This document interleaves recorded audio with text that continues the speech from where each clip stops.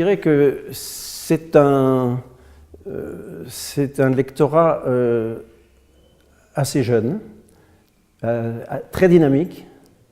C'est un jeune adulte actif qui est disons, le lecteur type. Je ne peux pas en dire plus, un jeune adulte actif. C'est une grande famille dont nous faisons partie. Je me souviens des débuts avec Mike Ködinger, avec peu de personnes. Chaque année, nous avons quelques nouveaux qui arrivent et qui apportent du sang frais justement à cet explorateur.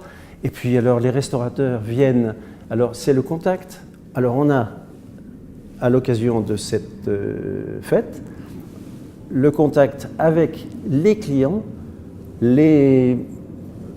comment dirais-je, les restaurateurs et les lecteurs de notre guide, qui sont évidemment aussi impatients que nous de voir le résultat. Quelque chose d'extraordinaire quelque part.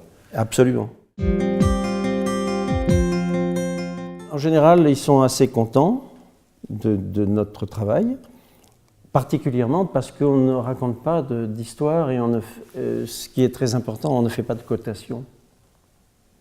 On ne distribue pas de 15, 16 ou 18 sur 20. On ne distribue pas de, comment dirais-je, de planètes ou autres étoiles. Donc, si tu veux, c'est un jugement qui ne met pas en concurrence les gens, mais qui parfois leur ouvre les oreilles et les yeux. Écouter et entendre et voir. Pourquoi celui-là a un jugement qui est un petit peu différent du mien? Pourquoi? Est-ce que j'ai fait une bêtise ou est-ce que je vais m'améliorer? Parce que le travail d'un restaurateur est dans l'amélioration constante. Il n'y a pas que ça, nous aussi nous devons nous améliorer. Mais le restaurateur, il doit en permanence trouver ce qui manque jusque-là ou ce qui fera un peu mieux que le voisin.